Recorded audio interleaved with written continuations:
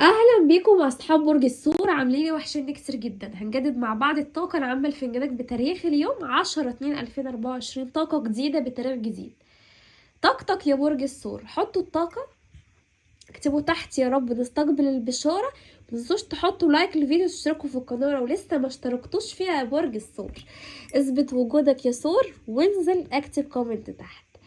طيب، يعني بسم الله ما شاء الله، طاقتك يا برج الثور طاقة فيها الفترة دي يعني بشارة خير، في وفرة عندك يا برج الثور. في فرحة، في حاجة الفترة دي انت هتحققها، في حاجة انت الفترة دي هتحصل عليها. الحاجة دي هتشعرك بالسعادة، بالفرحة، بالانتصار. ممكن تكون رجوع حق ليك، لو ليك عند حد مثلا فلوس او حق او حاجة يا برج الثور، الحاجة دي هتجيلك. لانك انت ممكن تكون الفترة دي بتحاول انك انت يعني تدور وتحاول انك انت يعني تعافر، وشايفاك انك انت ممكن تكون بتبتدي بدايات جديدة يا برج الثور. يعني انت ممكن تكون رامي حاجات كتير ورا ظهرك ومركز في بداية جديدة، مركز في طريق جديد، بتفكر في سفر، بتفكر في تغيير، بتفكر في نقلة يا برج الثور. فانا شايفة ان انت الفترة دي هتحصل على الاشياء اللي انت بتسعى لها بقالك فترة. يعني لو انت كنت في علاقة والعلاقة دي كانت مسببة لك تعب يا برج الثور، شايفة ان العلاقة دي الفترة الجاية دي هترجع تاني. انا شايفة عندك طاقة فراق، طاقة انفصال. شايفاك الفترة دي يا برج الثور بتمر بفترة فيها حزن، بفترة فيها يعني حيرة، تفكير في شخص. شايفاك يا برج الثور قلبك موجوع على يعني نفسك وعلى حالك وعلى وضعك. برج الثور شايفة ان في شخص هنا بيراقبك، في شخص حاطط عينه عليك، في شخص بيفكر فيك جدا، بيفكر في يعني ذكرياته معاك وفي الايام الحلوة اللي كان بيعيشها معاك. فشايفة ان انت الفترة دي يا برج الثور عندك عودة شخص لحياتك لصلح او لبداية علاقة معاك مغلقة او مقفولة يا برج الثور. فشايفة الفترة دي انت عندك فيها اعادة تقييم مرة أخرى. شايفاك الفترة دي انت هتعيد النظر في علاقاتك او هتعيد النظر في رجوع اشخاص لحياتك. يا ترى تدخل الناس دي حياتك ولا لا؟ لان واضح انك انت سقطت اقنعة لناس كتير في حياتك يا برج الثور، ناس كتير مزيفة، ناس كتير ما كنتش متوقع منهم الغدر او الكسر او الوجع اللي انت اتوجعته الفترة اللي فاتت دي. برج الثور لبعضكم ممكن تكونوا بتمروا بحالة وحدة، بحالة ممكن ابتعاد، او ممكن تكون الفترة دي انت منعزل يا برج الثور. ممكن تكون الفترة دي كمان مختفي يا برج الثور، ممكن تكون مختفي عن السوشيال ميديا، مختفي عن اصحابك، عن حبايبك. شايفاك يا برج الثور انت الفترة دي متجنب العلاقات، متجنب الناس. ممكن تكون حاسس راحتك في الوحدة وراحتك مع نفسك ومع حالك. شايفاك يا برج الثور انت مش حابب تخش علاقات تاني، او مش حابب انك انت تكون قريب من حد تاني. حاسس ان كل الناس منافقة، كل الناس مخادعة، كل الناس مزيفة في حياتك، ناس مش كويسة. برج الثور الشجرة دي شجرة عيلة.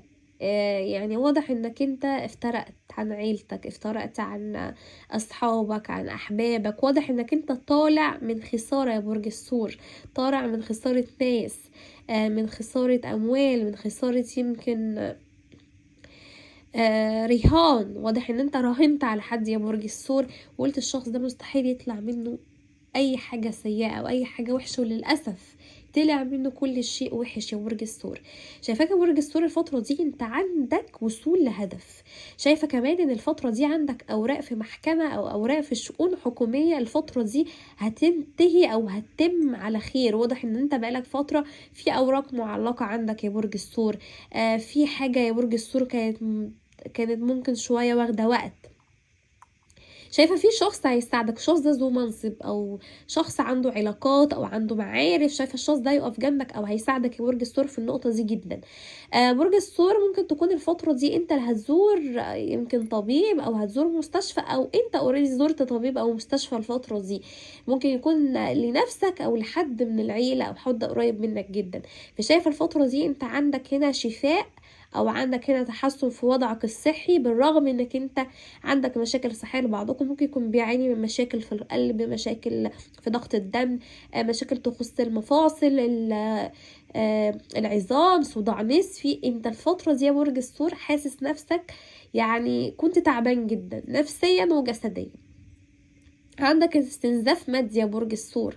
لبعضكم ممكن تكون الفلوس اللي بتيجي يا دوبك على قد مصاريفك والتزاماتك ومسؤولياتك يا برج الثور. فالفترة دي انت مش عارف تدخر بعض الاموال، ولكن بتفكر في انك تحوش، او انك انت مثلا تدخر اموال عشان تشتري حاجة تخص مثلا منزل جديد، تشتري عربية، تشتري مثلا ذهب. بتفكر مثلا يا برج الثور انك انت تعمل حاجة للمستقبل، تعمل حاجة فيما بعد ليك او لاسرتك. شايفة برج الثور الفترة دي انت بتفكر بشكل عقلاني جدا، بشكل منطقي، مركز جدا على الجانب المهني، الجانب العملي. ولكن شايفاك يا برج الثور انت ما زلت بتفكر في شخص، وما زلت بتراقب شخص، ولسه انت في طاقة حنين، في طاقة اشتياق، في طاقة افتقاد للشخص ده. لان الشخص ده يمكن يكون بيعمل معاك تخاطر، او جايز يكون الشخص ده مازال يعني موجوع بسبب فراقك. الشخص ده بيحبك جدا، وشايفاه عايز يلتزم معاك في العلاقة دي، عايز معاك جواز، عايز معاك خطوبة، عايز معاك استقرار، عايز يكون العلاقة دي ما تكونش اون اوف. غالبا العلاقة دي اون اوف، او علاقة كانت طول الوقت فيها مشاكل، فيها خلافات، فيها اختلافات يا برج الثور. كنتوا تكونوا مختلفين في جنسية، في مسافة، في عمر، مختلفين ممكن في حالة اجتماعية. شايفة برج الثور ان كانت في اختلافات كتير بينك وما بين الشخص ده، ولكن انت يعني ما بصيتش للاختلافات دي وكملت مع العلاقة. ولكن الشخص ده واضح ان هو سابك في منتصف الطريق يا برج الثور، ولا منك خلاك عرفت تكمل، ولا منك عرفت ترجع تاني. فواضح ان الشخص ده جرحك قوي، وانت مسلم فيه امرك لربنا. ولكن شايفة عندك رجوع حق من الشخص ده، وشايفة فيه اعتذار جايلك منه، لان فعلا الشخص ده بيحبك وحاسس برد كارما بيحصل له في حياته. برج الثور الشخص ده بيبكي على غيابك، الشخص ده بيحبك، الشخص ده عايزك بجد، وشايفك انك انت السعادة، انت الفرحة، انت كل حاجة حلوة يا برج الثور بالنسبة له. شايفة فيه فك بلوكيت، شايفة فيه اتصال او رسالة، شايفة فيه هدية جاية يا برج الثور. برج الثور عندك نجاح، عندك شهرة، عندك الأضواء هتكون مسلطة عليك يا برج الثور. صيتك، اسمك هيكون منور يا برج الثور. في عندك كده الفترة دي يعني انتقالة جذرية في تغيير حالك لحال انت بتتمناه او مستنيه بقالك كتير. برج الثور انت الفترة دي عندك فرصة ذهبية في انك انت هتحقق كل اللي بتتمناه. القدر حليفك، القدر الفترة دي هيلعب لعبته معاك في انك انت تنتصر على ناس اذتك، على ناس كلمت في ظهرك، على ناس وجعتك يا برج الثور، ناس وقفوا في طريقك، ناس وقفوا في رزقك. شايفة انك انت لو خسرت عمله بسبب اشخاص، فشايفة في رجوع ليك للعمل ده مرة تانية. برج الثور احذر من السرقة، احذر من ضياع اوراق او حاجات مهمة الفترة دي. خلي بالك يا برج الثور ان انت عندك في محيطك ناس بتحقد، ناس بتتكلم عليك من ورا ظهرك، ناس ممكن تكون يعني بتخون اللقمة اللي بياكلوها معاك او بيخونوا العشرة يا برج الثور. خلي بالك الفترة دي كويس جدا من اللي حواليك، لانك الفترة دي في حد بيفكر يدبر مكيدة او مؤامرة او شخص مخادع. الشخص ده ممكن تكون انت اوريدي اكتشفت هو مين ده وخرجته بره حياتك، بس عايز يرجع تاني يا برج الثور. هيرجع وهيعتذر وهيتسامح، ولكنه شخص هيكون يعني ضربته اقوى من اللي فاتت. احذر من الشخص ده جدا يا برج الثور. الشخص ده ممكن يكون حسب جنسك، لو انت امرأة بتسمعيني فهي امرأة مثلك، لو انت رجل هو رجل زيك. فالطاقة دي طاقة حد بيحقد عليك، مش حابب لك الخير يا برج الثور، بيضحك في وشك من ورا ظهرك، بيتكلم عليك وبيحكي. خد بالك يا برج الثور من اللي حواليك كويس جدا، مش كل اللي بيضحك في وشك يبقى بيحب لك الخير. بس شايفة عندك هنا كرسي، عندك حصول على مكانة، او حصول على ترقية، او حصول على مبلغ مادي، عندك وفرة يا برج الثور. عندك اموال هتجيلك من الخارج، شايفاك الفترة دي عندك وفرة مادية، عندك ازدهار، عندك كده يعني تعويضات حلوة يا برج الثور. برج الثور بتفكر تعمل تغيير في شخصيتك، في شكلك، بتغير من ستايلك يا برج الثور. بتفكر تشتري حاجة الفترة دي تخص اللبس الفاشون. بتفكر انك انت تعمل مثلا حاجة في شكلك يا برج الثور، اللوك بتاعك، تغير مثلا لون شعرك يا برج الثور، القصة بتاعت شعرك، بالذات امرأة برج الثور شايفة في تغيير. بتفكري تخسي، بتفكري مثلا تتخني شوية يا برج الثور. بتفكري كمان مثلا انك انت خاصة لو انت خارجة من حمل، خارجة من حاجة وزايدة في الوزن او حاجة يا برج الثور، فشايفة الفترة دي انتوا بتفكروا تغيروا حاجة في نفسيكم، في شكلكم، وشايفة ده هيبقى فيه إضافة قوية جدا، انك انت يا برج الثور هتكون ملفت للأنظار، هتكون مثير للإعجاب من الجنس الآخر. ناس كتير قوي هتكون معجبة بيك، هتكون حابة تخش حياتك، حابين ان هم يدخلوا علاقة عاطفية جديدة أو حب جديد يا برج الثور. شايفة فيه بدايات عاطفية، شايفة فيه لم شمل، فيه كمان يا برج الثور احتفال أو مناسبة هتحضرها.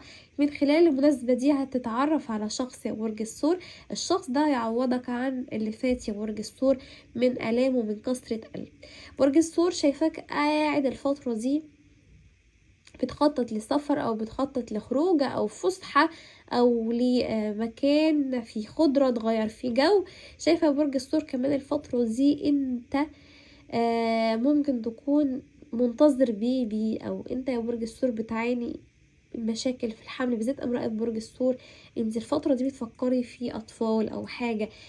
شايفة في بشارة بيبي، في مولود داخل حياتك يا برج الثور. وشايفة لو انتي عازبة او لسه ما اتجوزتيش شايفة في جواز، لان طاقة البيبي دي طاقة ولادة جديدة، بداية جديدة في العاطفة، بداية جديدة تخصي مولود. فشايفة يعني فنجانك يا برج الثور بسم الله ما شاء الله حلو جدا، ولكن احذر من عين واحدة ست قوية أثرت على حياتك فترة طويلة. انت بقالك 3 سنين يا برج الثور حياتك حرفيا كانت صعبة جدا، ولكن شايفة ان ربنا يعني شايل لك الخير خلال السنة دي ان شاء الله. شايفة في افراح حلوة داخلة حياتك.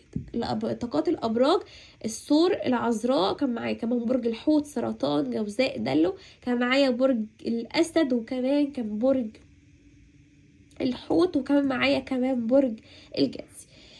طبعا خلص قراءتنا يا برج الثور. تعالى اخد لك رسالة الملايكة للطاقة بتاعتك، رسالة الملايكة لطاقة برج الثور. بسم الله الرحمن الرحيم. عندك الفترة دي 3 بشارات داخلين حياتك يا برج الثور، عندك 3 بشارات داخلين حياتك يا برج الثور، بشارة اموال وبشارة عمل للناس اللي بتدور على عمل او بتبحث على شغل. شايفة كمان ان انت الفترة دي عندك بشارة لبداية جواز او رجوع، او شايفة الناس المطلقة هنا في رجوع كمان. شايفة ان كل امانيك او احلامك يا برج الثور ستحقق خلال الفترة دي. عندك الفترة دي تغييرات كبيرة وسعيدة، فرحة هتدمع عيونك من اجلها يا برج الثور، فرحة انت في انتظارها، لانك بقالك فترة انت موجوع يا برج الثور. الفترة دي انت عندك لم شمل، عندك مناسبة، عندك اعياد ميلاد، شايفة هتحضر حاجة يا برج الثور. شايفة الفترة دي انت هتعيش اجواء سعيدة، وده يرجع انك انت مريت بفترة كانت صعبة شوية. كل طاقات الابراج الفترة دي بتدعمك خلال شهر 2.